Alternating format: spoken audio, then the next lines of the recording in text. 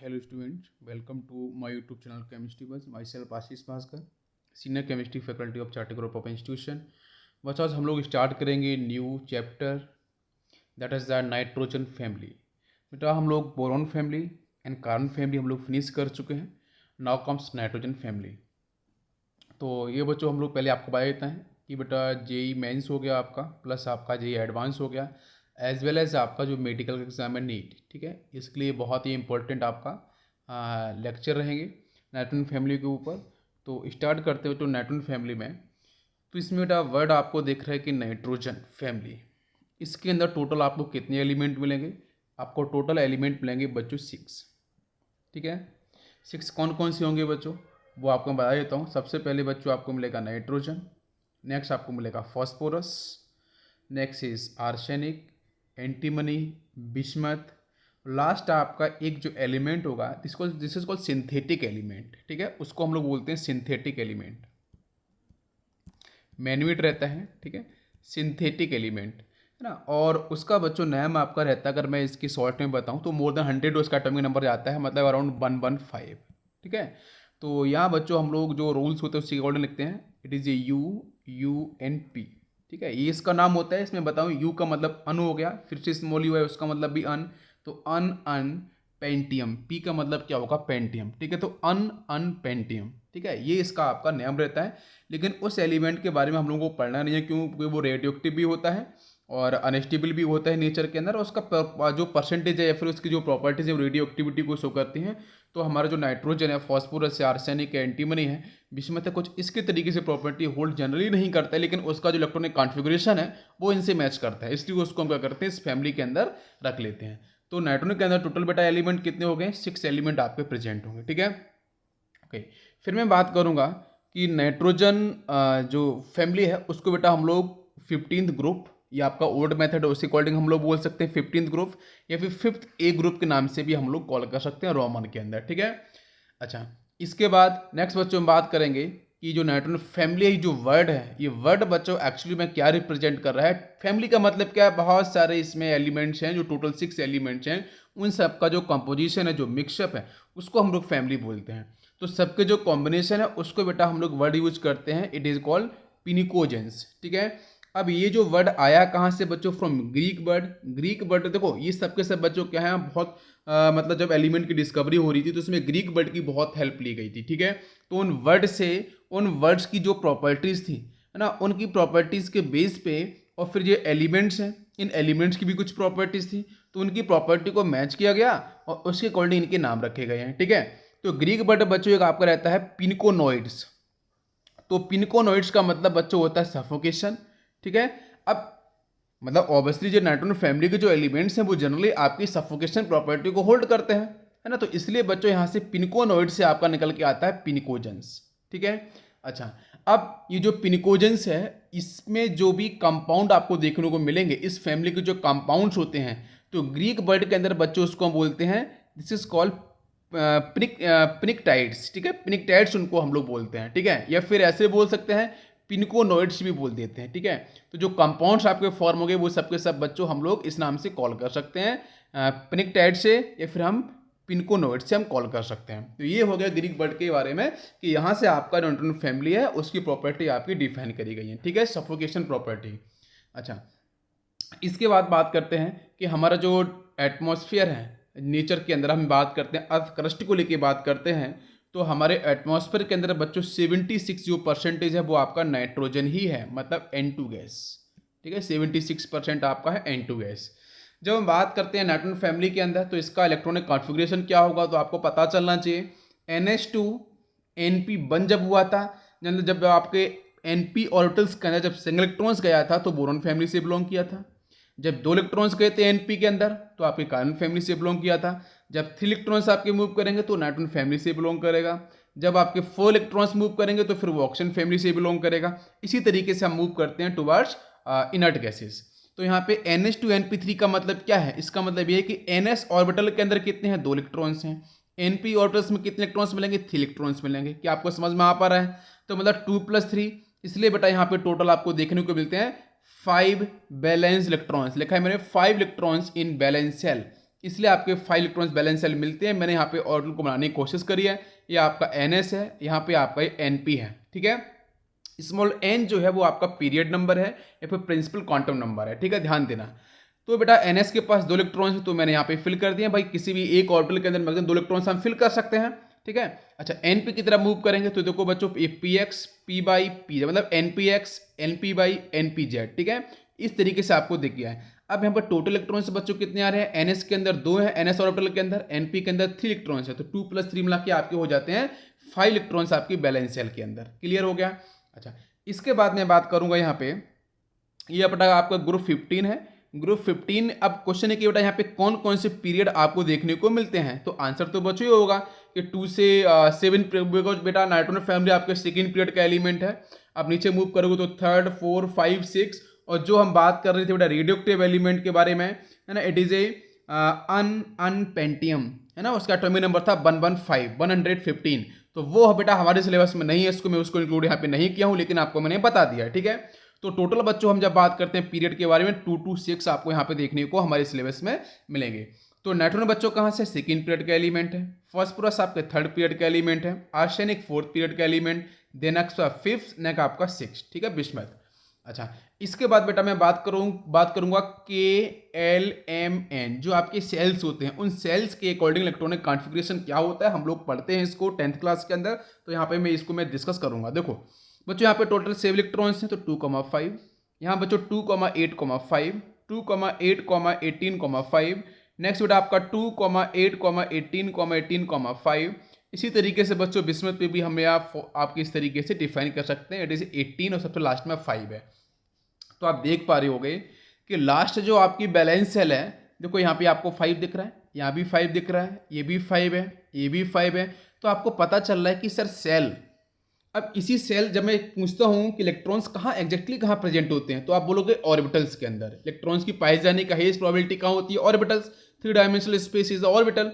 तो अब ये जो आपके यहाँ पे सेल्स हैं, इन सेल्स के अंदर देखो तो आपको 5 इलेक्ट्रॉन्स हर जगह आपको देखने को मिल रहे हैं, ठीक है। और इसका जो इलेक्ट्रॉनिक कॉन्फ़िगरेशन क्या होता है? NH2 NP3, तो वो ऑर्बिटल्स को रिप्रेजेंट करते हैं। और यहाँ पे मैं सेल्स के बारे में बता रहा हूँ। तो यही आपके जो 5 इलेक्ट्रॉन्स हैं वो आपके NS के अंदर 2 हैं और NP के अंदर 3 हैं, दोनों मिला के आपका 5।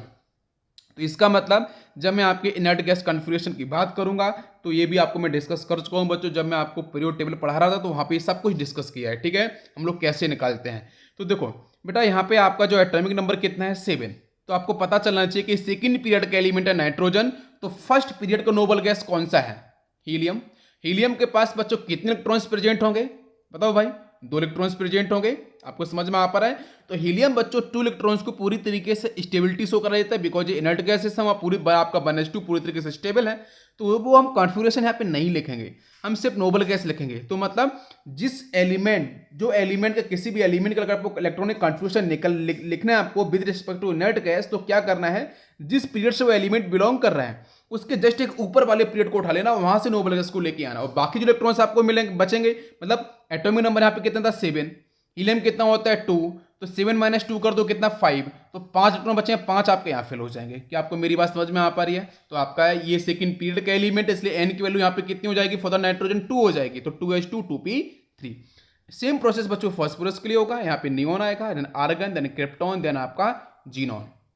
लेकिन ध्यान ये रखना है कि 3rd पीरियड से आपका 3D में इलेक्ट्रॉन्स एंटर नहीं करेंगे, यहाँ पे 3D आपका 0 होगा इन 3rd पीरियड। लेकिन 4th पीरियड में जैसे आप मूव करोगे तो यहाँ पे 3D के पास इलेक्ट्रॉन्स फिल करने स्टार्ट करेंगे और टोटल बच्चों 10 इलेक्ट्रॉन्स यहाँ पे फिल कर जाएंगे। ये हम लोग बात करते हैं अकॉर्डिंग टू आपको प्रिंसिपल एनर्जी के सीक्वेंस के ऊपर, जहाँ पे हम एनर्जी के पैटर्न को लेकर बात करते हैं। क्यों? क्योंकि 3rd ऑर्बिट पहले आएगा 4th ऑर्बिट से, इसलिए 3D10 पहले आया। उसके बाद ये रूल से ही होता है ना कि पहले 1, फिर 2, फिर 3, फिर 4, फिर 5, इस तरीके से, इसलिए 3D10 पहले आया है, बाकी आपका 4s2 आपका 4p3। जब एनर्जी की बात करते हैं तो हम लोग n+l रूल को फॉलो करते हैं, ठीक है, और स्मॉल n की वैल्यू के अकॉर्डिंग भी हम लोग निकाल देते हैं। वो डिफरेंट 2 केसेस बनते हैं उसके बेस पे, ठीक है। अच्छा, जब हम ऑर्बिटल्स को इस तरीके से अरेंज करते हैं। नेक्स्ट देखो बच्चों, एंटीमनी की बात कर लेते हैं। तो यहाँ पे आपको ऑब्वियसली बचा 4d10 5s2 5p3। और 6th पीरियड की बात करेंगे तो यहाँ पे आपको 4f इंट्रोड्यूस हो जाएगा और 4f14 हो जाएगा। देखो पहले 4 आएगा, फिर 5 आएगा, फिर 6 आएगा, तो पैटर्न तो वही रखना है आपको, ठीक है, लॉजिक रखना है, ऐसा कंफ्यूज नहीं होना। बहुत सी जगह क्या किया है कि एनर्जी के बेस पे ऑर्बिटल्स को ले दिया गया है, तो बच्चे फिर बोलते हैं कि सर यहाँ पे ये 4s आ गया, फिर 3d के बाद कैसे गया, ये किस तरीके से हुआ है। तो एक मैं पैटर्न के बेस पे आपको बता रहा हूँ, जिसमें आपकी कम से कम आपके दिमाग के अंदर एक लॉजिक सेट होगा कि हमें इस तरीके की चीज़ों को अरेंज करना है। समझ में आ गया? क्लियर? तो ये बेसिक इन्फॉर्मेशन यहाँ पे मैंने आपको बताई। अब चलते हैं हम लोग नेक्स्ट पॉइंट पे। ओके, नेक्स्ट पॉइंट पे बेटा हम लोग यहाँ पे फोकस करेंगे पेनल्टीमेट सेल को लेके, ठीक है। पेनल्टीमेट सेल, बेटा पेनल्टीमेट सेल के बारे में बात कर रहे हैं। इसका मतलब क्या है कि जो आपकी बैलेंस सेल है उससे जस्ट पहले की जो सेल्स होती है उसको हम लोग पेनल्टीमेट सेल्स बोलते हैं, ठीक है। अच्छा, आपको पता चल रहा था कि जब मैंने कॉन्फ़िगरेशन आपका लिखा था, तो मैं फिर से एक बार लिखता हूँ। देखो बच्चों, ये nitrogen, phosphorus, arsenic, antimony and bismuth, ठीक है।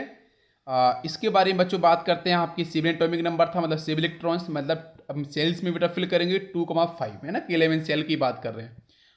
नेक्स्ट फॉस्फोरस की बात करेंगे 15। आपको बेटा मैजिक नंबर याद है 2,8, 18, 32, उसको ऐड करते चलना है। नाइट्रोजन कितना होता है 7, बाकी बेटा इसमें कितना करना है 8 को ऐड करना है, तो कितना हो जाएगा ये 15, मैजिक नंबर ऐड करना है। ये हो गया बेटा आपका 2,8,5। नेक्स्ट इस आर्सेनिक 15 बच्चों कितना ऐड करना है, बताओ बच्चों, 8 ऐड करना है क्या, कितना ऐड करना है कि 18 ऐड करना है?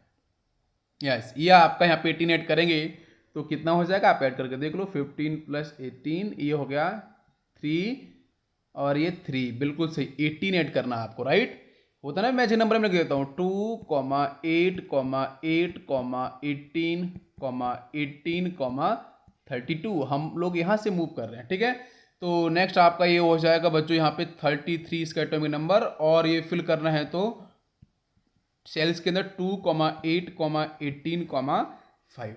नेक्स्ट इसका बच्चों आपका 51 हो जाएगा, मैंने नंबर ऐड करना। नेक्स्ट आपका ये 83 हो जाएगा, तो इलेक्ट्रॉन्स हम फिल करेंगे तो 2,8, 18,5 है ना। 2n² से हम लोग यहाँ पे वैल्यू, ये जो हम बात करते हैं इलेक्ट्रॉन्स की, वो निकालते हैं। नेक्स्ट बेटा हम लोग बात करें यहाँ पे बिस्मथ को लेके 2,8, 18, 32, 18,5। यहाँ पे हम लोग बात कर रहे हैं पेनल्टीमेट सेल की, तो जस्ट आपको क्या करना है, बैलेंस सेल से पहले वाले, है ना। तो जरा आप आंसर बता सकते हो कि इन केस ऑफ नाइट्रोजन, है ना, तो कितने इलेक्ट्रॉन्स यहाँ पे आपके पेनल्टीमेट सेल में प्रेजेंट है बच्चों, आपके 2। ये तो बैलेंस सेल हो गए ना, इसके जस्ट पहले देखो तो कितने इलेक्ट्रॉन्स हैं आपके, 2 electrons in penultimate shell. Now comes phosphorus, तो फॉस्फोरस के अंदर बच्चों मिलेंगे आपको 8 इलेक्ट्रॉन, बिल्कुल सही, 5 से जस्ट पहले देखो 8 इज द आंसर। नेक्स्ट बच्चों देखो यहाँ 5 से पहले देखो, तो यहाँ पे कितने बच्चों आपको मिलेंगे 18 इलेक्ट्रॉन्स, और यहाँ पे आंसर आपका कितना होगा। नेक्स्ट बच्चों हम लोग बात कर रहे हैं किसमें, एंटीमनी को लेके, ठीक है। तो एंटीमनी के अंदर भी 18 इलेक्ट्रॉन्स आपको देखने को मिल रहे हैं, ये देखो 18 है ना, जस्ट बैलेंस सेल से पहले वाला, यहाँ भी 18 इलेक्ट्रॉन्स, ये समझ में आ रहा है। अच्छा, अब इसके बाद आपका पॉइंट एक ये रहेगा कि सैचुरेशन और अनसैचुरेशन। तो जो नाइट्रोजन है वो बच्चों आपका सैचुरेटेड, ठीक है, सैचुरेटेड कंपाउंड्स के बारे में बात करेगा। नेक्स्ट बात करेंगे बच्चों हम लोग फॉस्फोरस में, तो ये भी आपका रहता है सैचुरेटेड। जब लोग कंपाउंड्स पे चलेंगे ना, तो आपको मैं केमिकल प्रॉपर्टीज में बताऊंगा पॉइंट, ठीक है। नेक्स्ट हम एंटीमनी की बात करते हैं और बिस्मथ की बात करते हैं।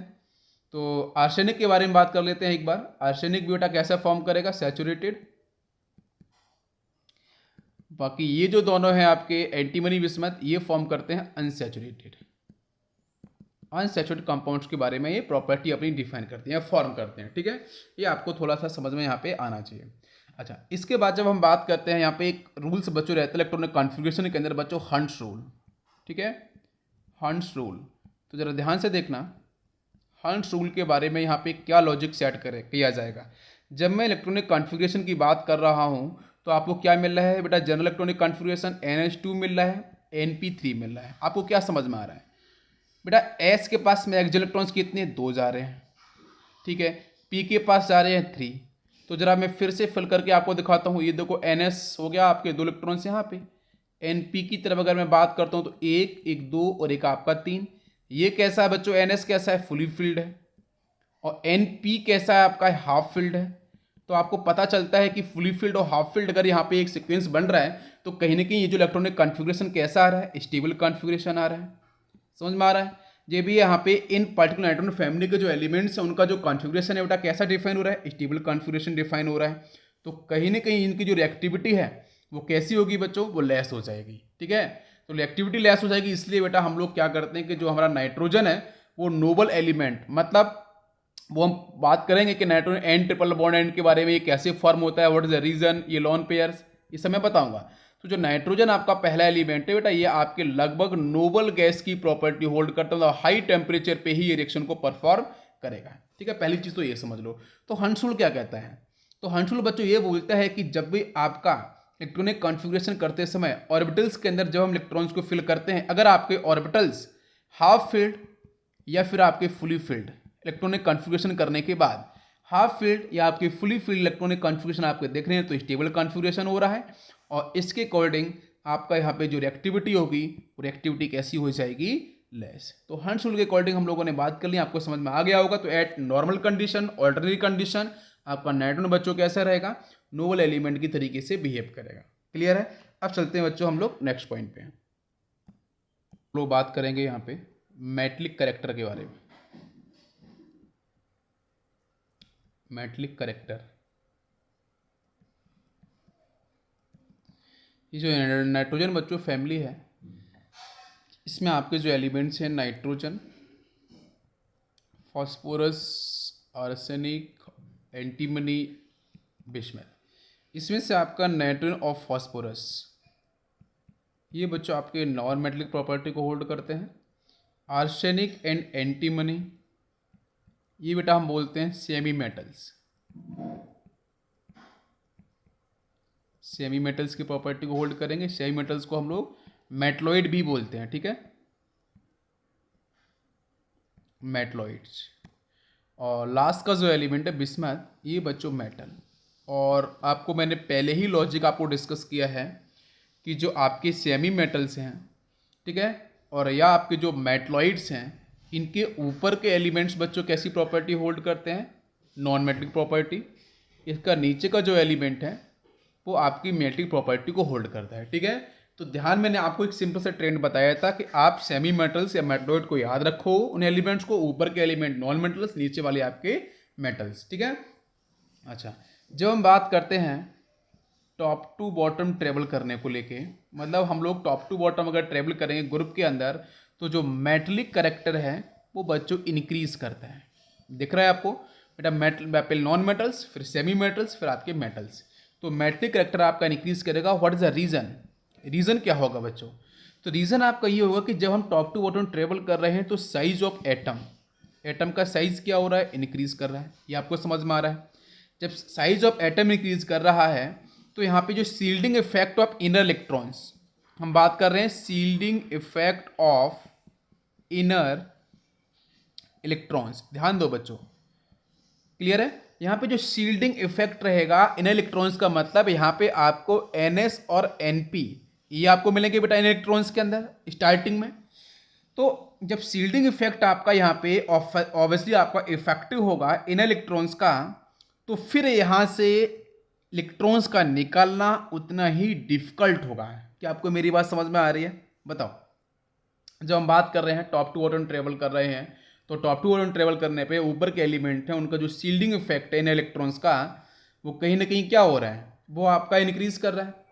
ठीक है, जब वो इंक्रीज करेगा तो फिर उस केस में इलेक्ट्रॉन्स का जो निकलना होगा, भाई सील्डिंग इफेक्ट का मतलब क्या है भाई, जैसे आपका ये न्यूक्लियस रहा है ना, जब NS और NP इलेक्ट्रॉन्स आपको यहाँ पे दिखेंगे तो इस केस में बेटा क्या होगा, इसकी शील्डिंग बच्चों कैसी होती है, स्ट्रॉन्ग शील्डिंग रहती है ना, स्ट्रॉन्ग शील्डिंग रहेगी।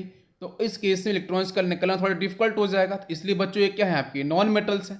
और फिर जब हम बॉटम पोजीशन पे ट्रेवल कर जाते हैं तो उस केस में आपकी जो मेटलिक प्रॉपर्टी आ रही है, मतलब वहाँ पे आपका क्या क्या मिलता है, तो बेटा D मिलेगा, F मिलेगा।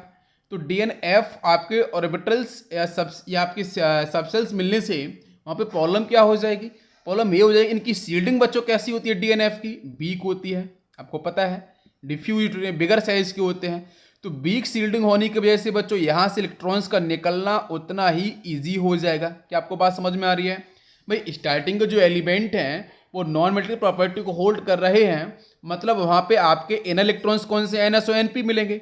अब जैसे नीचे ट्रेवल करते जाओगे तो आपका डी इंट्रोड्यूस होगा, है ना, फिर आपका DNF भी इंट्रोड्यूस होगा।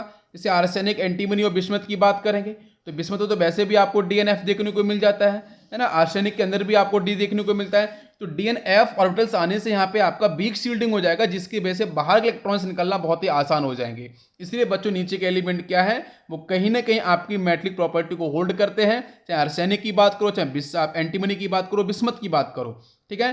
तो टॉप टू बॉटम ट्रेवल करने पे मेटलिक प्रॉपर्टी है, मतलब इलेक्ट्रॉन्स को रिलीज करने की टेंडेंसी है वो आपकी बढ़ती जा रही है। It is totally depend upon inner electrons. जो इनर इलेक्ट्रॉन्स का शील्डिंग इफेक्ट है, ये जो साइज ऑफ एटम्स है उस पर आपका ही डिपेंड करेगा। समझ में आ गया? क्लियर। अब इसके बाद नेक्स्ट मैं बात करूंगा ग्रुप 14 को लेके, ठीक है। उसकी मैं कंपैरिजन भी करा लेता हूं, यहां पे ध्यान दो। तो ग्रुप 14 को लेकर अगर मैं स्टडी कराता हूं तो देखना बच्चों, ग्रुप 14 के अंदर और ग्रुप 15 को मैं कंपैरिजन करूं तो आप मुझे बताना इन दोनों में से मेटलिक करैक्टर किसका अधिक है। बताओ बच्चों, आपका मेटलिक करैक्टर किसका कम है? तो ऑब्वियसली बच्चों ग्रुप 15 का जो मेटलिक करैक्टर है वो आपका लेस रहेगा एज कंपेयर टू ग्रुप 14, ठीक है। क्यों रहेगा? Because of smaller size. Obviously बच्चा ग्रुप 15 के बाद ग्रुप 14 के बाद ग्रुप 15 आएगा, तो ग्रुप 15 के जो एलिमेंट्स हैं उनका साइज कैसा होगा बच्चों एटम का? वो आपका साइज स्मॉल होगा। जब साइज स्मॉल होगा तो फिर आप कंपेयर करो इफेक्टिव चार्ज को, तो फिर आपका जो इफेक्टिव न्यूक्लियर चार्ज होगा उसकी वैल्यू क्या होगी बच्चों? हम लोग बात करें 15 को लेके, तो ये बच्चों कैसी हो जाएगी? हाई। साइज स्मॉल होगा ना, तो इफेक्टिव न्यूक्लियर चार्ज बच्चों कैसा होगा? हाई। क्यों? क्योंकि जो न्यूक्लियस बेटा, वो आपका न्यूक्लियस के बेटा नंबर ऑफ प्रोटॉन्स तो बढ़ जाएंगे ना, तो कहीं ना कहीं आपका साइज छोटा होने से बाहर के इलेक्ट्रॉन्स तेजी से बच्चों अट्रैक्ट रहेंगे, इससे बॉन्डेड रहेंगे, जिसको बेटा हम लोग बोलते हैं इलेक्ट्रोस्टैटिक फोर्स ऑफ अट्रैक्शन। तो इसकी वजह से फिर यहाँ पे बच्चों ये दिक्कत हो जाएगी कि जो इलेक्ट्रॉन्स निकलना फ्रॉम ग्रुप 15 आपका थोड़ा डिफिकल्ट हो जाएगा, ठीक है। बिकॉज इफेक्टिव न्यूक्लियर चार्ज बढ़ चुका है, जिसके इफेक्टिव न्यूक्लियर चार्ज का मतलब कि बाहर के जो आउटरमोस्ट इलेक्ट्रॉन्स हैं वो न्यूक्लियस के साथ कितने इफेक्टिव अट्रैक्टिव फोर्स के साथ अटैच हैं, उसको बोलते हैं इफेक्टिव न्यूक्लियर चार्ज। समझ में आया? इसमें स्क्रीनिंग कांस्टेंट स्क्रीनिंग भी होता है, उसको हम लोग माइनस कर देते हैं, ठीक है। वो आपको मैं बाद में डिस्कस कर दूंगा, हालांकि मैं आपको पीरियड टेबल ये पढ़ा चुका हूँ, ठीक है। तो आपको ये समझ में आएगा ग्रुप 14 और 15 के कंपैरिजन में ग्रुप 15 का मेटलिक करैक्टर कैसा होगा? आपका कम होगा, लेकिन नॉन मेटलिक करैक्टर की वैल्यू कहीं ना कहीं आपको बढ़ती हुई दिखेगी। क्लियर है? अच्छा, अब इसके बाद नेक्स्ट मैं बात करूंगा इंडिविजुअल एलिमेंट को लेके। तो ध्यान देंगे, ये बच्चों नाइट्रोजन है और आपका फॉस्फोरस है। देखो ये दोनों के दोनों कैसे हैं बच्चों? नॉन मेटलिक नेचर को होल्ड करते हैं। तो सिंपल सा बेटा पता है कि ये आपके अगर नॉन मेटल्स हैं तो आपके इलेक्ट्रोपॉजिटिव एलिमेंट मतलब मेटल्स, मतलब इलेक्ट्रोपॉजिटिव आप लिख लो या फिर मेटल्स लिख लो, उनसे आसानी से रिएक्शन को परफॉर्म कर पाएंगे। क्या आपको मेरी बात समझ में आ रही है? क्लियर है? और जब बेटा रिएक्शन फॉर्म होगा विद नाइट्रोजन इलेक्ट्रोपॉजिटिव एलिमेंट का, तो बच्चों क्या फॉर्म करेगा? ये बेटा फॉर्म करता है नाइट्राइड्स। क्या फॉर्म करेगा? नाइट्राइड्स। वैसे याद करो, मैंने आपको N2 के साथ मेटलिक रिएक्शन एस ब्लॉक के अंदर डिस्कस किया था, तो वहाँ पे नाइट्राइड का फॉर्मेशन किया था, अगर आपको पता होगा, ठीक है। और फिर इसके बाद अगर बेटा ये फॉस्फोरस से रिएक्शन करेगा आपके इलेक्ट्रोपॉजिटिव एलिमेंट, तो बेटा क्या फॉर्म करते हैं? फॉस्फाइड का फॉर्मेशन करते हैं, ठीक है। फॉस्फाइड्स का फॉर्मेशन करेंगे। फिर इसके बाद मैं बात करूंगा यहाँ पे स्टेबिलिटी को, तो नाइट्राइड्स की स्टेबिलिटी बच्चों अधिक होती है एज कंपेयर टू फॉस्फाइड। तो नाइट्राइड की जो स्टेबिलिटी होती है फॉस्फाइड से अधिक होती है, ठीक है। अच्छा, इसके बाद पता है कि नाइट्रोजन आपका कैसा है? इसकी अगर मैं स्टेबिलिटी की थोड़ा डिफाइन कर पाऊँ तो नाइट्रोजन जो है वो आपका मोर नॉन मेटलिक एलिमेंट है as compare to phosphorus, as well as उसकी इलेक्ट्रोनेगेटिविटी भी आपके देखो थी नाइट्रोजन की फॉस्फोरस से, और नॉन मेटलिक करैक्टर भी होता है नाइट्रोजन का अधिक है फॉस्फोरस से। तो जिसकी वजह से हम बोल सकते हैं कि नाइट्राइड्स आपके ऑलवेज मोर स्टेबल, बिकॉज आपको पता है इलेक्ट्रोपॉजिटिव एलिमेंट से अटैच होगा तो उसके पास नेगेटिव चार्ज आएगा बच्चों नाइट्राइड के पास। इट इज एनायन, ये भी एनायन है। तो एनायन बेटा जब इलेक्ट्रोनेगेटिविटी अधिक होगी बच्चों सेंट्रल एलिमेंट के पास, तो ऑब्वियसली नाइट्रोजन इलेक्ट्रोनेगेटिविटी अधिक है, तो इलेक्ट्रोनेगेटिव एलिमेंट के पास अगर नेगेटिव चार्ज होता है तो मतलब स्टेबल होता है, दैट्स व्हाई आपका नाइट्राइड्स स्टेबल होगा एज कंपेयर टू फॉस्फाइड। समझ में आ गया? क्लियर है? इसके बाद आपको बताऊं तो आपके जो नीचे के एलिमेंट बच्चों आते हैं कौन कौन से, जैसे आपका एंटीमनी हो गया, बिस्मथ हो गया, है है ना। ये तो प्रॉपर बच्चों आपके मेटलिक प्रॉपर्टी को होल्ड करने लगते हैं। तो देयरफॉर ये बच्चों आपके जनरली अगर आप मेटल से इनको मिक्स करोगे तो फिर यहाँ से आपके एलॉयज का फॉर्मेशन होगा। ठीक है, अगर आप इलेक्ट्रोपॉजिटिव एलिमेंट लेके आते हो एंटीमनी बिस्मथ के साथ तो जनरली एलॉयज का फॉर्मेशन कर लेते हैं। क्लियर है पॉइंट, सब क्लियर हो गया बेटा। अब चलते हैं हम लोग नेक्स्ट पॉइंट पे। ओके, नेक्स्ट बच्चों हम बात करेंगे यहाँ पे melting point and boiling point. Melting point और बॉइलिंग पॉइंट को मैं यहाँ पे आपको क्लियर कर देता हूँ कि जो हमारे एलिमेंट हैं उसके बारे में मैं बात कर रहा हूँ कि बच्चों हमारे पास नाइट्रोजन है, फॉस्फोरस है, आर्सेनिक है, एंटीमनी है, बिस्मथ है। ठीक है, इसमें बच्चों में स्पेसिफाइड करूँ तो आपका जो नाइट्रोजन है बेटा वो एनसीईआरटी कोडिंग हम N2 लेने वाले हैं। फॉस्फोरस के अंदर बच्चों हम लोग वाइट फॉस्फोरस ही लेंगे, जैसे एनसीईआरटी ने डिस्कस किया उसके ऊपर ही हम लोग बात करेंगे। आर्सेनिक के अंदर बच्चों एलोट्रोपिक फॉर्म की जो बात कर रहे हैं वो ग्रे लिया गया है, उसके ऊपर ही वैल्यू डिफाइन करी गई है। एंटीमनी के अंदर बच्चों अल्फा फॉर्म लिया गया है, बिस्मथ के अंदर भी आपका अल्फा फॉर्म ही लिया गया है।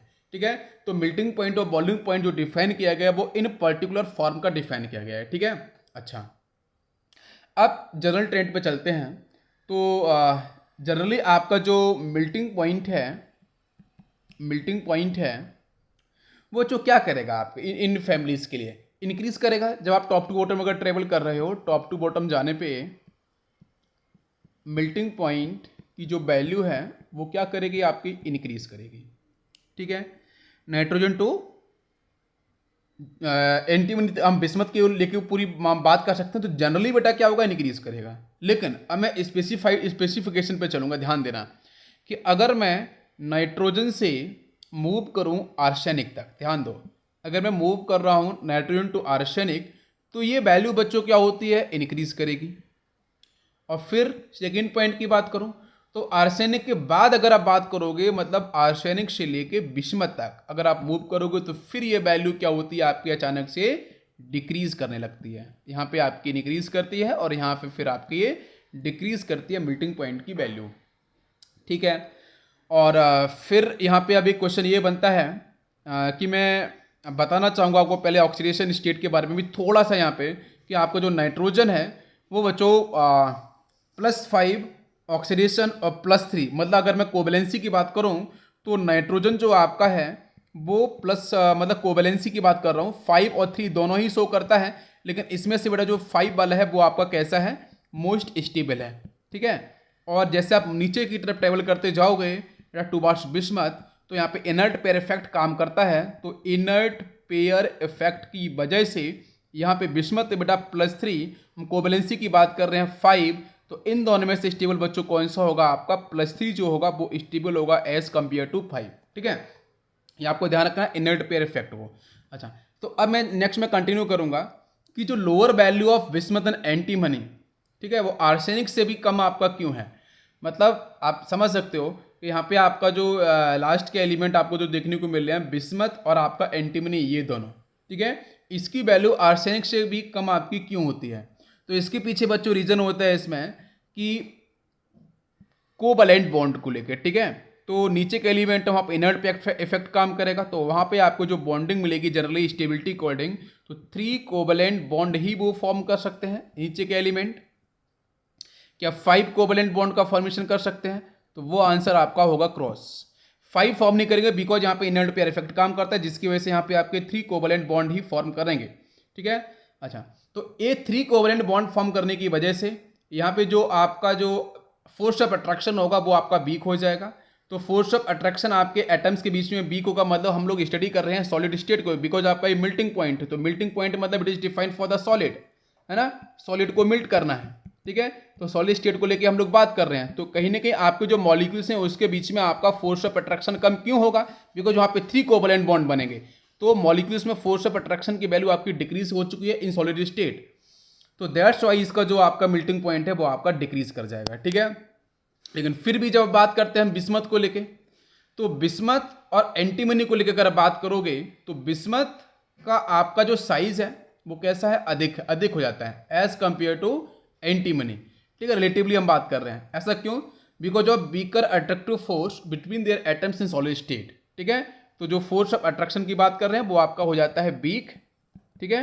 तो फोर्स अट्रैक्शन वीक होने की वजह से यहाँ पे आपका जो बिस्मथ है उसका हम जो साइज़ है, बिस्मथ को जो साइज़ है वो आपका हो जाता है बिगर एज कंपेयर टू एंटीमनी, ठीक है, इन मॉलिक्यूल्स के अंदर।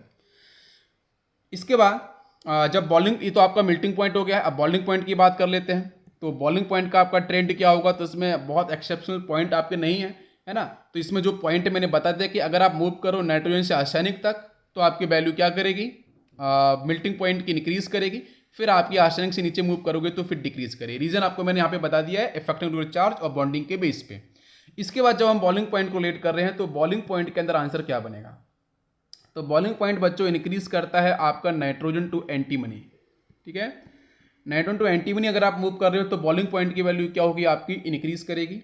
और फिर उसके बाद बेटा स्लाइटली आपकी डिक्रीज करेगी, मतलब हम लोग बिस्मथ की बात करेंगे। तो टुवार्ड्स बिस्मथ जैसे आप मूव करोगे एंटीमनी से तो फिर आपके ये जो बॉलिंग, आपका जो बॉलिंग पॉइंट है वो आपका क्या कर जाएगा, डिक्रीज। मतलब बॉलिंग पॉइंट बेटा लिक्विड के लिए डिफाइन होता है, आपको पता होना चाहिए। तो फिर ये वैल्यू आपकी डिक्रीज कर जाती है, ठीक है। ओके, तो ये आपका पॉइंट समझ में आ गया मेल्टिंग पॉइंट बॉइलिंग पॉइंट को लेकर। एटॉमिक एंड आयोनिक रेडियस, ठीक है। तो पहले बात कर लेते हैं एटॉमिक रेडियस के बारे में। तो एटॉमिक रेडियस में कोई इफेक्ट नहीं होता है। आपको पता है कि टॉप टू बॉटम अगर मैं मूव करूंगा तो फिर यहाँ पे आपका जो प्रिंसिपल सेल है ना, और प्रिंसिपल सेल की न्यू प्रिंसिपल सेल के एडिशन होने की वजह से, मतलब कमरे के इंक्रीज होने की वजह से यहाँ पे आपका जो साइज़ होगा एटम का साइज़ वो क्या करेगा बच्चों, इंक्रीज करेगा। इसमें कोई भी आपका डिफरेंट रूल नहीं है, आपका नॉर्मल रूल काम करेगा। टॉप टू बॉटम ट्रेवल करने पे आपका जो रेडियस है, मतलब कौन से रेडियस के बच्चों हम बात कर रहे हैं, कोवलेंट रेडियस के बारे में, ठीक है। तो कोवलेंट रेडियस क्या करेगी बच्चों, आपके यहाँ पे कर जाएगी इंक्रीज। नेक्स्ट जब हम बात करते हैं आयोनिक रेडियाई के बारे में, तो यहाँ पे आपको ध्यान रखना पड़ेगा कि हमारे जो ऊपर के एलिमेंट हैं कौन कौन से, nitrogen, phosphorus, arsenic, antimony, bismuth. इसमें आपका जो नाइट्रोजन है वो बेटा वो क्या शो करेगा, -3, इलेक्ट्रोनेगेटिविटी की वजह से, नॉन मेटेलिक प्रॉपर्टी की वजह से। ये भी आपके -3। ये दोनों बच्चों +3 एंड +3 डिफाइन करते हैं। ध्यान देना, ये हम लोग इनर्ट पेयर इफेक्ट के ऊपर बात कर रहे हैं, ठीक है। अच्छा, तो इलेक्ट्रोबैलेंसी जब मैं डिफाइन कर पा रहा हूं तो मैं आयंस के ऊपर बात कर रहा हूं। तो आयंस का मतलब कैटाइंस और एनाइंस, यही मतलब होता है। अब ऊपर के एलिमेंट की नॉन मेटलिक प्रॉपर्टी मैक्सिमम होने की वजह से, इलेक्ट्रोनेगेटिविटी मैक्सिमम होने की वजह से ये -3 आपकी इलेक्ट्रोबैलेंसी को शो करते हैं। क्या आपको समझ में आ रहा है ना। इसको मतलब इसके ऊपर आप ऐसे बोलो कि आपके ऊपर के एलिमेंट के ऊपर चार्ज जो आएगा वो आपका -3 आएगा। वो कहीं ना कहीं इलेक्ट्रॉन्स को एक्सेप्ट करने की टेंडेंसी को शो करेंगे। लेकिन नीचे के एलिमेंट हैं, इनके पास आपका मेटलिक करेक्टर होने की वजह से ये क्या करेंगे, ये इलेक्ट्रॉन्स को लूज करने की टेंडेंसी होल्ड करेंगे। मतलब यहां से इलेक्ट्रॉन क्या होंगे बच्चों, लूज। तो डेफिनेटली यहां पे आपका पॉजिटिव चार्ज डिफाइन होगा। अब आपको पता होना चाहिए कि जो एनाइंस होते हैं उनका साइज क्या होता है, इंक्रीज करता है, ठीक है। एनाइन के फॉर्मेशन होने पे साइज इंक्रीज करता है। क्यों, जैसे मैं सिंपल से रीजन बताऊं कि ये रहा नाइट्रोजन, इसके साथ अगर मैंने 3 इलेक्ट्रॉन्स मैंने ऐड करा दिए तो यहाँ पे रिपल्सन बच्चों अधिक हो जाएगा इनके सब नाइट्रोजन। तो ये मिलेगा n-3, मतलब n-3 का साइज बहुत तेजी से इंक्रीज करेगा। क्यों, यहाँ पे रिपल्सन की वैल्यू बढ़ती जा रही है। बट जब हम बात करेंगे in case of antimony and bismuth, ये कैटाइंस बेटा फॉर्म करेंगे। जैसे मैं बात करूँ बिस्मथ +3, तो भाई बिस्मथ से जब आपका ये बिस्मथ +3 फॉर्म हुआ होगा तो इसने कहीं ना कहीं इलेक्ट्रॉन्स को रिलीज किया होगा। तो साइज बच्चों छोटा क्यों होगा, बिकॉज बिस्मथ के जो प्रोटॉन्स है वो तो कम नहीं हुए ना।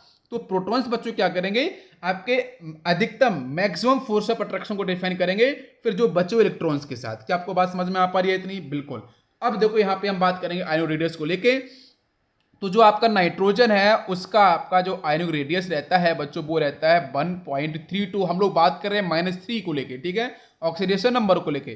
फॉस्फोरस की बात करें तो बच्चों इसकी वैल्यू होती है आपकी अराउंड 200, ठीक है। हम लोग बात कर रहे हैं पाइकोमीटर के साथ, ठीक है, पीएम के साथ। नेक्स्ट बात करेंगे तो बच्चों आर्सेनिक, इसकी बेटा आयोनिक रेडियस आपकी होती है 210, और फिर बच्चों डिक्रीज करेगी है ना मेटलिक प्रॉपर्टी की वजह से। तो फिर बच्चों आपके जाती है अचानक से 90, बहुत तेजी से डिक्रीज करी है। और बिस्मथ की फिर बच्चों हो जाती है आपकी 110। समझ में आ रहा है, ये आपका रहेगा आयोनिक रेडियस का सीक्वेंस। अब यहाँ से आपको मैं इसकी रीजन भी थोड़ा सा बताऊंगा। यहाँ पे आपको देखो एक बहुत बड़ा डिफरेंस आ रहा है किस किस के बीच में। स्टार्टिंग से देखो आप, बहुत बड़ा डिफरेंस आ रहा है in between nitrogen and phosphorus. ये 1.32 पाइकोमीटर है, ये आपका 200 है पाइकोमीटर। इतना बड़ा डिफरेंस कैसे आ रहा है? इतना बड़ा डिफरेंस आने के पीछे रीजन क्या है? इतना आयनिक भाई -3 रिप्रेजेंट कर रहा है, बट साइज इतना आपका क्यों बढ़ चुका है फास्फोरस का? बताओ भाई। तो इसके पीछे देखो सिंपल से रीजन क्या है डिफरेंस आने के पीछे।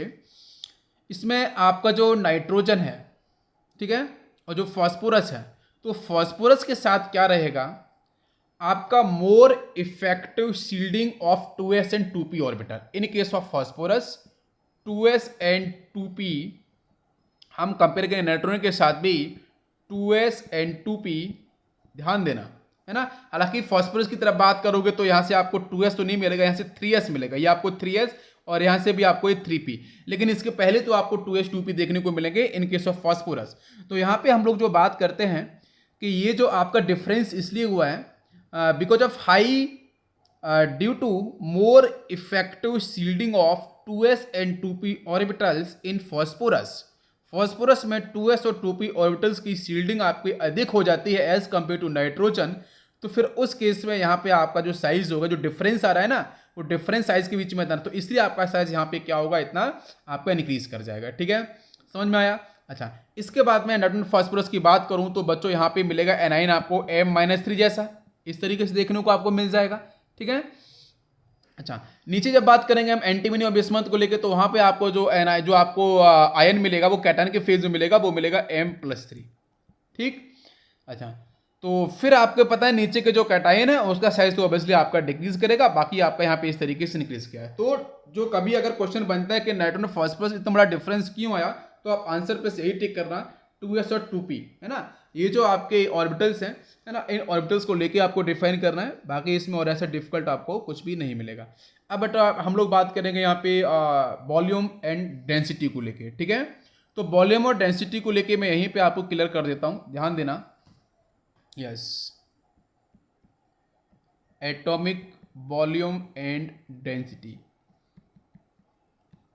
वॉल्यूम एंड डेंसिटी में तो आपको पता है टॉप टू बॉटम ट्रेवल करने पे आपका साइज क्या कर रहा है?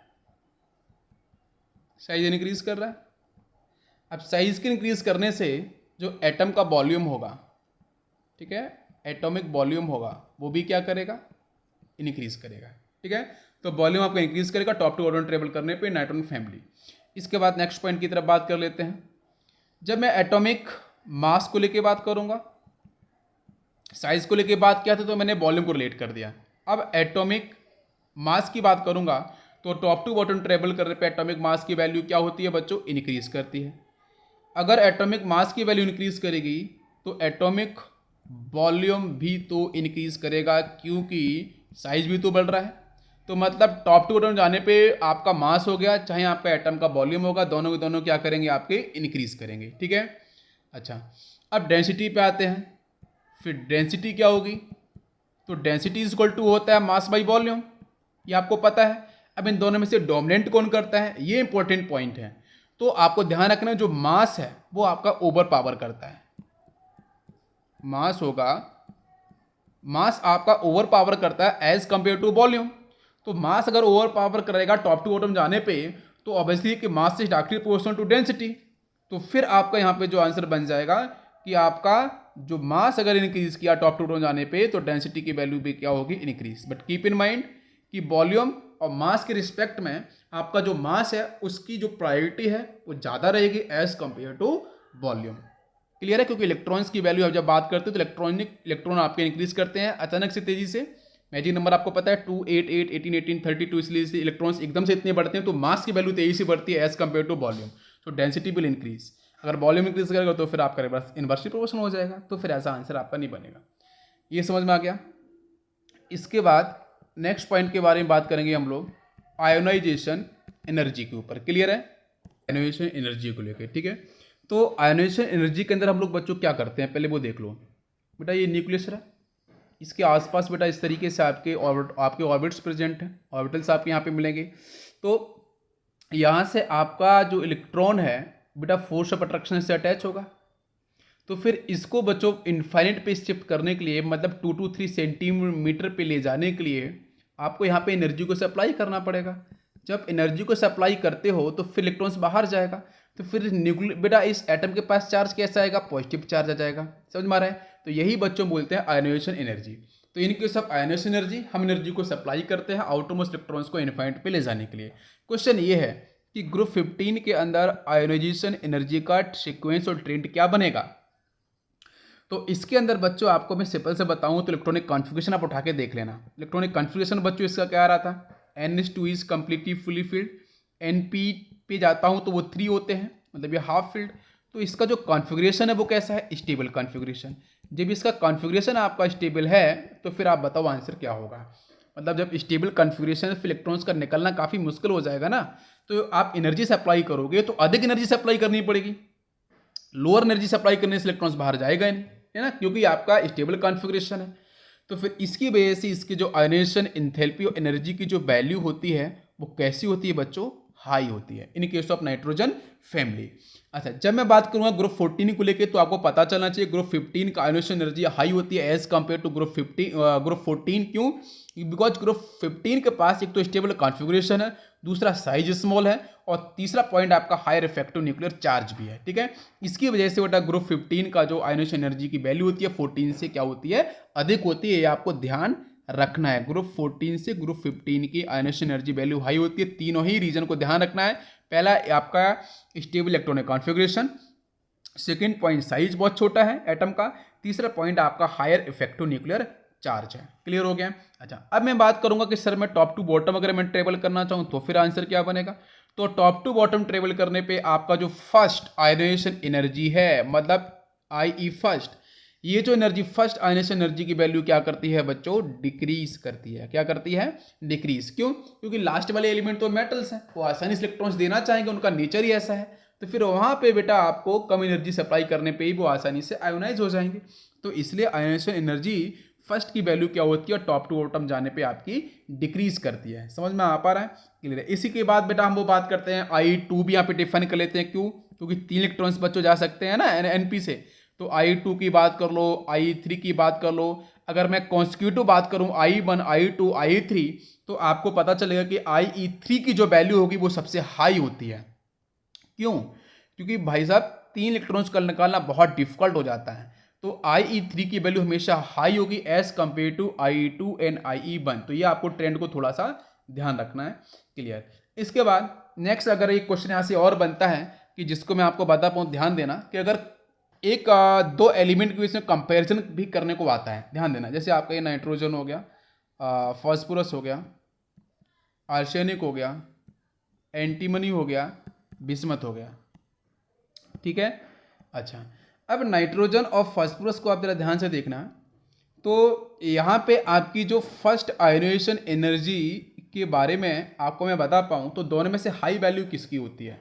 तो जरा मैं पहले वैल्यू बताता हूँ आपकी। बेटा इसकी वैल्यू अराउंड होती है आपकी, ये किलो जूल पर मोल में है। ठीक है, किलो जूल पर मोल के अंदर हम लोग स्टडी कर रहे हैं, इसका यूनिट है। ये बेटा रहती है आपकी 1402 समथिंग आपको मिलेगी। इन केस ऑफ फॉस्फोरस ये आपको I1 मिल जाती है 1011, और आर्सेनिक के अंदर बच्चों चली जाती है 944। वैल्यू डिक्रीज करती जाएगी बिकॉज मेटलिक करैक्टर इंक्रीज करता जा रहा है। ठीक है ना? और इसकी बात करेंगे तो यहाँ पे आपको मिल जाता है 831 kilo joule per mole. And for the bismuth ये आपकी और भी लोअर हो जाएगी, 730 आपको देखने को मिल जाती है। ठीक है? अगर आप इसके बाद सेकंड आयोनाइजेशन एनर्जी पे जाओगे तो फिर वैल्यू बेटा काफ़ी तेजी से इंक्रीज करती है। इन केस ऑफ नाइट्रोजन अगर मैं बता पाऊँ तो IE2 की वैल्यू ये हो जाती है बच्चों इसकी डबल, लगभग 2856। और I3 की तरफ बात करोगे तो ये इसकी लगभग डबल हो जाती है, मतलब 4578। एंड फॉस्फोरस की बात कर लेते हैं तो इन दोनों के बारे में एटलीस्ट आपको थोड़ा आइडिया होना चाहिए। ये भी डबल लगभग हो जाती है, आपकी 1903 है ना किलो जूल पर मोल। और फिर इसकी I3 ionization energy third for the phosphorus, ये इसकी डबल लगभग हो जाती है आपकी 2912 समथिंग। आप देख सकते हो, ये मैंने दो की वैल्यू लिख दी है, बाकी आप यहाँ पे ध्यान नहीं रखना तो ऐसी कोई बात नहीं है। इन दोनों के लॉजिक को मैं समझाने के लिए मैंने डाटा आपको यहाँ पे लिखा है। डाटा को याद करना कोई खास जरूरी बात नहीं है, लेकिन फिर भी आपको ट्रेंड तो मैं बहुत वैल्यू बता चुका था आपको। जब पीरियड टेबल मैंने पढ़ाई थी, पीरियड टेबल में प्रॉपर्टी पढ़ाई थी मैंने, तो I1 से अधिक I2 होती है भाई, I3। ठीक है, ये सबसे अधिक हो जाती है। समझ में आया कि नहीं आया? ठीक है भाई, जहाँ पे ज़्यादा फोर्स और अट्रैक्शन काम करेगा तो वहाँ पे आपका क्या होगा, न्यूक्लियस का फोर्स ऑफ अट्रैक्शन जहाँ पे ज़्यादा काम करेगा तो वहाँ पे उतनी ज़्यादा एनर्जी आपको सप्लाई करनी पड़ेगी आउटर मोस्ट इलेक्ट्रॉन्स को इन्फाइनाइट पे ले जाने के लिए। इतनी बात तो क्लियर हो गई होगी। अब आते हैं यहाँ पे हम डिफरेंस को लेके। तो नाइट्रोजन की जो आयनेशन एनर्जी होती है वो बहुत हाई होती है। क्यों होती है? बिकॉज ऑफ स्मॉल साइज, वो आपको पता है। अच्छा, जब हम स्टडी करते हैं नाइट्रोजन और फास्फोरस के अंदर, देखिए आपको डिफरेंस देखने को मिलता है। ये डिफरेंस I1 का देख लो आप, I2 का देख लो, और यहाँ पे ये डिफरेंस देख लो। तो ये जो डिफरेंस आपको देखने को मिल रहा है, ये डिफरेंस आपका काफ़ी अधिक आ रहा है। ठीक है, बाकी हम एलिमेंट की कंपैरिजन करते हैं तो यहाँ पे डिफरेंस आपको काफ़ी अधिक मिलता है फर्स्ट आयनाइजेशन एनर्जी का, सेकंड का, थर्ड का। तो ऐसा क्यों? ऐसा क्यों मिलता है? What is the reason? Because reason is very simple. Nitrogen की इलेक्ट्रोनेगेटिविटी देखा है और उसका साइज बहुत छोटा है, जिसकी वजह से बेटा एक ही बात है, फोर्स ऑफ अट्रैक्शन की value in case of nitrogen वो आपकी बहुत अधिक होगी। मतलब कौन सा फोर्स ऑफ अट्रैक्शन? न्यूक्लियस के प्रोटॉन्स के साथ आउटरमोस्ट इलेक्ट्रॉन्स के बीच में फोर्स ऑफ अट्रैक्शन अधिक हो जाएगा, जिसकी वजह से ज्यादा एनर्जी सप्लाई करनी पड़ेगी आउटरमोस्ट इलेक्ट्रॉन्स को बाहर ले जाने के लिए। लेकिन ऐसा फास्फोरस में नहीं होगा, साइज बड़ा हो जाएगा तो फोर्स ऑफ अट्रैक्शन वीक हो जाएगा, तो कम एनर्जी पे ही क्या होगा, आसानी से इलेक्ट्रॉन आपका बाहर चला जाएगा। समझ में आ गया आपको? क्लियर है? अच्छा, इसके बाद अगर आप स्टडी करते हो बाकी और कोई भी आपके टू कॉन्स्टिट्यूटिव जैसे आर्सेनिक और एंटीमनी ले लो, आप एंटीमनी बिस्मथ ले लो, इनके ऊपर अगर आप बात करो तो बहुत लार्ज डिफरेंस नहीं आ रहा है। देखो बहुत बड़ा डिफरेंस नहीं, बड़ा 100 का डिफरेंस समथिंग आपको देखने को मिल रहा है। तो ये लार्ज डिफरेंस क्यों आपको नहीं देखने को मिलता है? बिकॉज यहाँ पे आपके जो स्मॉल वैल्यू आपकी डिफाइंड रहती है ना आयनेशन एनर्जी की, बिकॉज ऑफ लेस, मैं लिख देता हूँ इसके लिए, because of less shielding effect. Because of less shielding effect बेटा किस किस का? डी इलेक्ट्रॉन्स का। ठीक है, इन आर्सेनिक एंड एंटीमनी। ठीक है, इनके अंदर आपको मिलेगा काफी less shielding effect of D electrons, but in case of bismuth यहां पे आपको मिलेगा डी एंड एफ इलेक्ट्रॉन्स का लेस शील्डिंग इफेक्ट। तो इसलिए यहां पे बहुत बड़ा डिफरेंस क्रिएट नहीं हो पाता है। ये हो गया बच्चों आयनाइजेशन एनर्जी का आपका sequence. Now comes electronegativity. Electronegativity की बात करते हैं, यहीं पे हम लोग देखेंगे ध्यान से। Yes, electronegativity. इलेक्ट्रोनेगेटिविटी के ऊपर बात करते हैं तो आपको पता चलेगा कि बेटा इलेक्ट्रोनेगेटिविटी आपकी नाइट्रोजन से लेके और बिस्मथ तक आपकी ग्रेजुअली बच्चों क्या करती है, इंक्रीज करती है इलेक्ट्रोनेगेटिविटी। ठीक है, इलेक्ट्रोनेगेटिविटी में आपको पता है कि हमारा जो नाइट्रोजन है वो सबसे इलेक्ट्रोनेगेटिव एलिमेंट रहेगा ग्रुप 15 के अंदर, क्योंकि उसका साइज बहुत छोटा है, वो एलिमेंट इलेक्ट्रॉन्स को ले सकता है, एज वेल एज उसका स्ट्रॉन्ग इलेक्ट्रॉन एफिनिटी भी होता है ना, एफिनिटी का एक्सेप्टेंस। तो nitrogen will convert into the N-3 ion, है ना। तो इलेक्ट्रॉन एफिनिटी मैक्सिमम होने की वजह से ये आपके N-3 आयन के अंदर भी कन्वर्ट हो जाता है। बाकी अगर बिस्मथ के बारे में बात करोगे तो बिस्मथ की इलेक्ट्रोनेगेटिविटी बहुत कम होती है, तो वो आपका क्या कर सकता है, आयोनिक कंपाउंड का फॉर्मेशन करता है ना, इलेक्ट्रोनेगेटिव एलिमेंट के साथ। जैसे आपको पता है बिस्मथ फॉर्म कर लेता है BiF3 में पहले भी डिस्कस किया है, ये आपका आयोनिक लैटिस का फॉर्मेशन करता है, मतलब आयोनिक कंपाउंड का फॉर्मेशन करेगा। बाकी ऊपर का एलिमेंट है, अगर नाइट्रोजन अगर किसी भी इलेक्ट्रोनेगेटिव एलिमेंट से अटैच होगा तो जनरली वो आयोनिक प्रॉपर्टी होल्ड ना करके वो आपकी कोवैलेंट प्रॉपर्टी होल्ड करता है। क्यों? क्योंकि नाइट्रोजन ऑल्सो इलेक्ट्रोनेगेटिव एलिमेंट, जब इलेक्ट्रोनेगेटिव से अटैच होगा तो कॉमन सी बात है कि डिफरेंस इन इलेक्ट्रोनेगेटिविटी क्या होगी बच्चों, बहुत अधिक नहीं होगी। तो जिसकी वजह से बच्चों वहां पे क्या होगा, आपका नाइट्रोजन अपने कोवैलेंट कैरेक्टर को होल्ड अधिक कर पाता है as compare to ionic character. बाकी बिस्मथ की बात करेंगे तो मेटलिक प्रॉपर्टी बढ़ती जा रही है। तो मेटल्स बच्चों अगर किसी भी नॉन मेटल से अटैच होंगे या किसी इलेक्ट्रोनेगेटिव एटम से या एलिमेंट से अटैच होंगे तो उस केस में बेटा उनके पास आते हैं आयोनिक लैटिस। ठीक है, आयोनिक कंपाउंड का फॉर्मेशन कर पाते हैं। ठीक, समझ में आ गया? तो ये आपका यहाँ पे पॉइंट फिनिश होता है। नेक्स्ट बच्चों हम बात करेंगे इलेक्ट्रिकल एंड थर्मल कंडक्टिविटी के ऊपर। रहेगी हमारी electrical and thermal conductivity. Electrical and thermal conductivity की अगर हम बात कर रहे हैं तो कहीं ना कहीं आपके जो नाइट्रोजन फैमिली के जो एलिमेंट्स हैं, ठीक है, इसमें हम कंडक्टिविटी को लेके बात कर रहे हैं। तो ध्यान देना बच्चों, नाइट्रोजन एंड फॉस्फोरस, ठीक है, आपको पता है दोनों ही कैसे होते हैं, नॉन मेटल्स होते हैं, है ना। और नॉन मेटल्स होने की वजह से बच्चों ये इलेक्ट्रॉन्स को क्या करते हैं, एक्सेप्ट करते हैं। ठीक है, तो जनरली नाइट्रोजन और फॉस्फोरस आपके होते हैं नॉन कंडक्टर्स, इसको ध्यान रखना है। ठीक है, जबकि बिस्मथ आपका क्या होगा, आपका जबरदस्त मतलब एक्सीलेंट कंडक्टर रहेगा, ठीक है, कंडक्टर ऑफ इलेक्ट्रिसिटी, ठीक है। अच्छा, ऐसा क्यों? वैसे आपको पता है कि हम बेटा टॉप टू बॉटम ट्रेवल करते हैं तो मेटलिक प्रॉपर्टी क्या करती है, इंक्रीज। तो जब मेटलिक प्रॉपर्टी इंक्रीज होती है तो मेटल्स के पास बच्चों क्या होते हैं, फ्री इलेक्ट्रॉन्स प्रेजेंट होते हैं, तो दैट्स वाई ये बच्चों बिस्मथ आपकी मैक्सिमम कनेक्टिविटी शो करता है as compare to nitrogen and phosphorus. पहली चीज। दूसरा पॉइंट सुनना, ये जो नाइट्रोजन है बच्चों वो आपका शो करता है N triple bond N lone pairs and lone pairs. तो नाइट्रोजन के पास बच्चों जो आपका इसका जो बिहेवियर है, जो नेचर है, वो बच्चों आपके डीलोकलाइजेशन इलेक्ट्रॉन्स करेगा, बिल्कुल सही है। लेकिन जब हम बात करते हैं नाइट्रोजन से बिस्मथ की तरफ, तो डीलोकलाइजेशन ऑफ इलेक्ट्रॉन्स इसकी वैल्यू बच्चों इंक्रीज करती है, ठीक है। नाइट्रोजन अपने इलेक्ट्रॉन्स आसानी से डोनेट नहीं करेगा, ये जो लोन पेयर्स हैं, और जब भी डोनेट करेगा तो बच्चों क्या करेगा, यहाँ पे कोऑर्डिनेशन बॉन्ड का फॉर्मेशन करेगा, और वो भी बेटा कितना, ओनली वन। ये बात आपको समझ में आ पा रही है, ओनली वन कोऑर्डिनेशन नंबर। जब कोऑर्डिनेशन नंबर की बात करते हैं तो फॉर द N2 वो आपका सिर्फ एक होता है, वन होता है। और जब बिस्मथ की बात करते हैं तो यहाँ पे आपका जो कोऑर्डिनेशन नंबर की वैल्यू आती है फॉर द बिस्मथ, वो आती है आपकी 6। तो कहीं ना कहीं आपका जो बिस्मथ है वो मैक्सिमम कंडक्टिविटी को शो करेगा as compare to other element. तो टॉप टू बॉटम रिजल्ट कर रहा हूँ, टॉप टू बॉटम ट्रेवल करने पे जो आपकी कंडक्टिविटी की वैल्यू है वो आपकी करती है इंक्रीज। ये आपका फिनिश हो गया। इसके बाद नेक्स्ट पॉइंट की तरफ बच्चों हम लोग बात करेंगे एलोट्रॉपी पे, ठीक है। तो एलोट्रॉपी के ऊपर स्टडी करते हैं, तो जिसके अंदर बच्चों आपका जो बिस्मथ है, ठीक है, बिस्मथ कभी भी अपनी एलोट्रॉपी शो नहीं करता है। बिस्मथ कोई भी एलोट्रॉपी शो नहीं करता, बाकी एलिमेंट एलोट्रॉपी शो करते हैं। Now comes nitrogen. तो नाइट्रोजन बच्चों अपनी एलोट्रॉपी बेटा शो करता है टू फॉर्म, है ना, टू फॉर्म आपकी शो करता है। दोनों बेटा आपके सॉलिड्स होते हैं। एक बेटा यहाँ पे होता है अल्फा नाइट्रोजन, जिसको बेटा हम लोग क्या बोलते हैं, क्यूबिक, ठीक है, क्यूबिक क्रिस्टलाइन स्ट्रक्चर। और एक होता है बच्चों आपका बीटा फॉर्म हेक्सागोनल, ठीक है। इट इज ए, सिर्फ इसके बारे में आप बस इतना पता रखो, बाकी इसके बारे में बहुत क्वेश्चंस नहीं बनते हैं, ठीक है।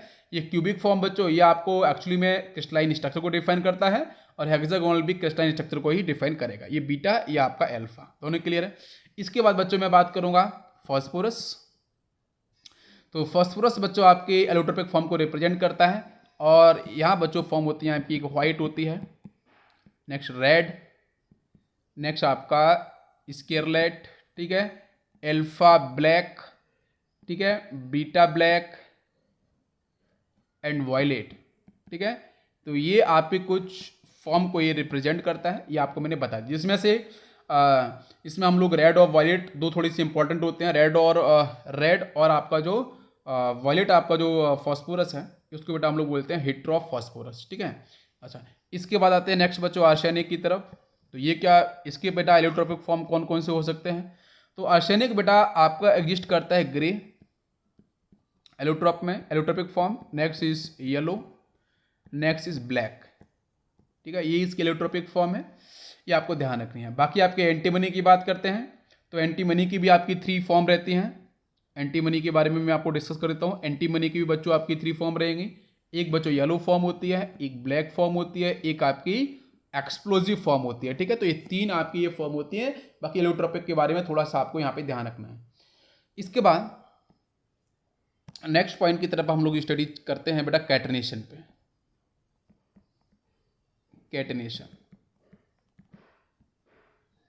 कैटनेशन का मतलब होता है सेल्फ लिंकिंग प्रॉपर्टी, ठीक है।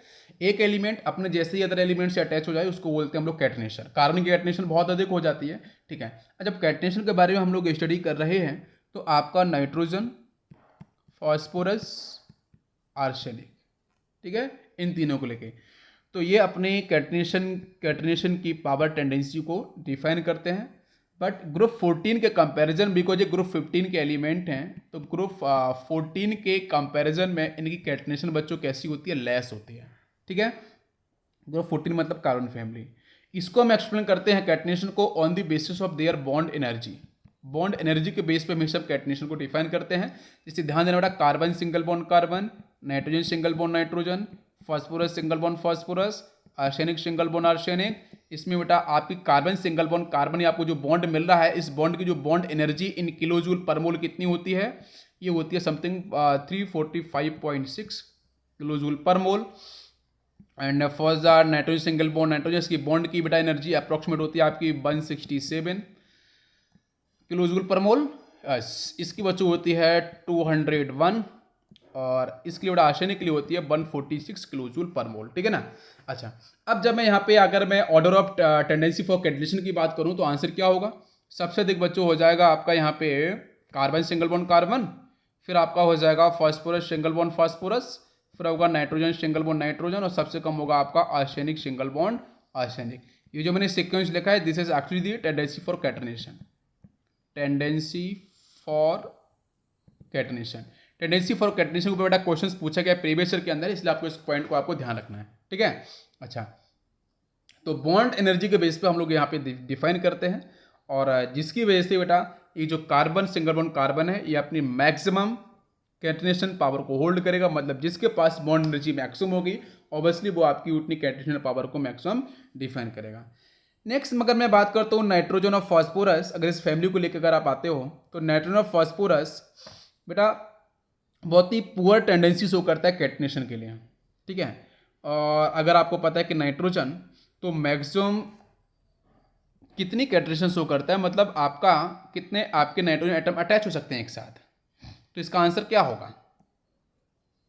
तो जो नाइट्रोजन रहता है बच्चों वो मैक्सिमम 3 नाइट्रोजन एटम को अटैच कर सकता है, जिसका अगर मैं एग्जांपल दूं तो कुछ इंपॉर्टेंट एग्जांपल्स होते हैं, जैसे बच्चों मैं बात करूं तो हाइड्रोजन हो गया, हाइड्रोजन तो ठीक है, ठीक है, उसको NH2 सिंगल बॉन्ड NH2 को हम लोग क्या बोल सकते हैं, N2H4 बोल सकते हैं, बिल्कुल सही है, फॉर्म हो जाएगा।